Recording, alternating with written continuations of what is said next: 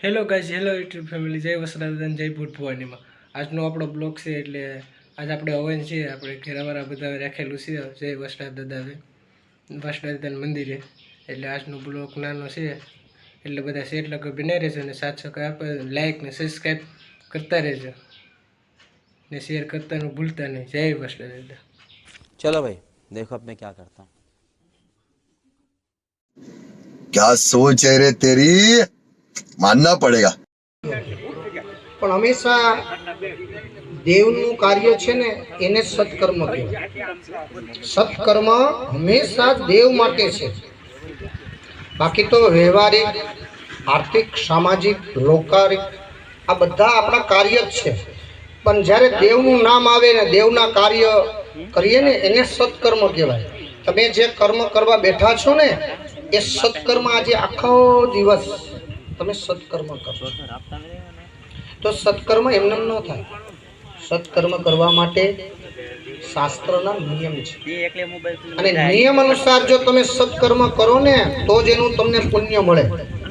બ્રાહ્મણ તરીકે તમારું શુભ થાય, તમારું કલ્યાણ થાય, તમારું ભલું થાય એવું અમારે અહીંયા કરવાનું હોય છે. અમારું કામ શું છે? બ્રાહ્મણનું મૃત્યુંજય મંત્ર બોલીએ છીએ ને, ઓમ ત્ર્યંબકમ યજામહે સુગંધિમ પુષ્ટિવર્ધનમ ઉર્વારુમેવ વન્નાત મૃત્યુર્મુક્ષીમામૃતાત. એ મંત્રના રચયિતા માર્કંડ ઋષિ છે અને મૃત્યુ ઉપર જીત મેળવી હતી. મૃત્યુને કેવા આવવું પડ્યું.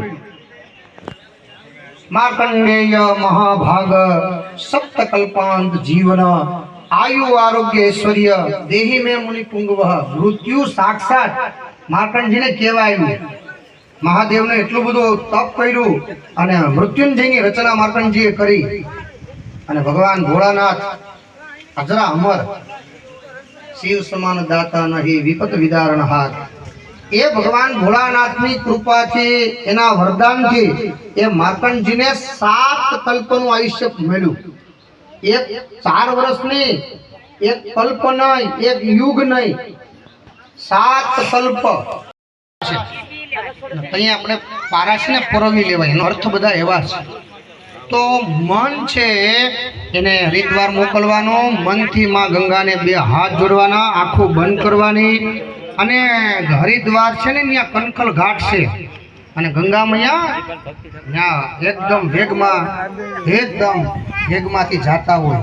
એ ગંગા મૈયાને ભાવ એવો કરો કે હે માં ગંગા તમારી અંદર સ્નાન કરાવી મમ પાપમ જપો. આવી પ્રાર્થના માં ગંગાને પ્રાર્થના કરજો કે નમઃ ગંગે તવ પાદ પંકજમ સુરા. આપણે પૂંજા પર ગોઠવેલો છે અહીંયા.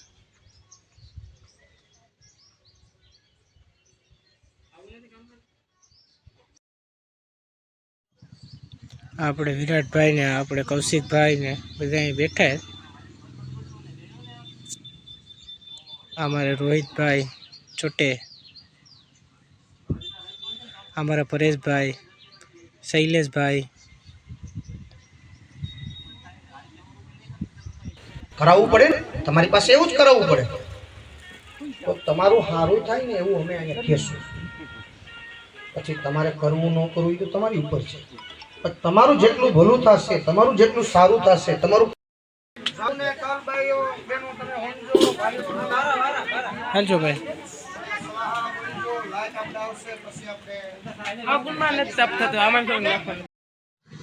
આ બધા પાટલો લીધો હતા. અમારે ઝીણા કાકા ને પાણી કાકી છે.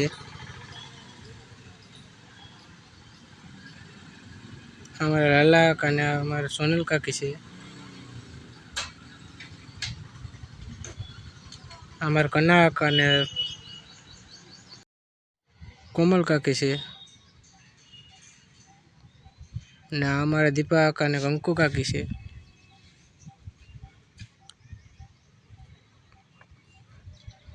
અમારા ભાણા મોટા છે. અમારા સંજય કાકા ને અસ્મિતા કાકી છે.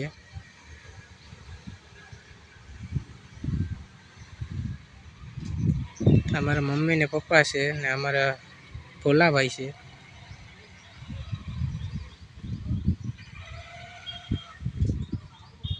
हमारे सुधा का ने नैना काकी से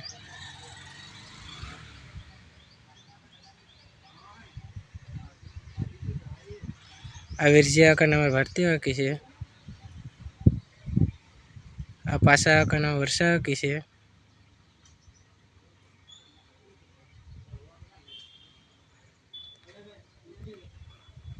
हमारे अश्विन काका ने काजल काकी से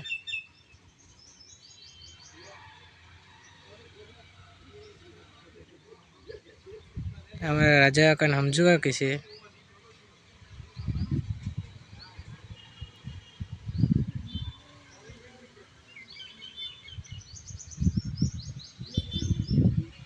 और रमला काका ने अस्मिता काकी से हमारे वाह काका ने जीवी काकी से हमारा भावेश दादा ने मेन भट्ट से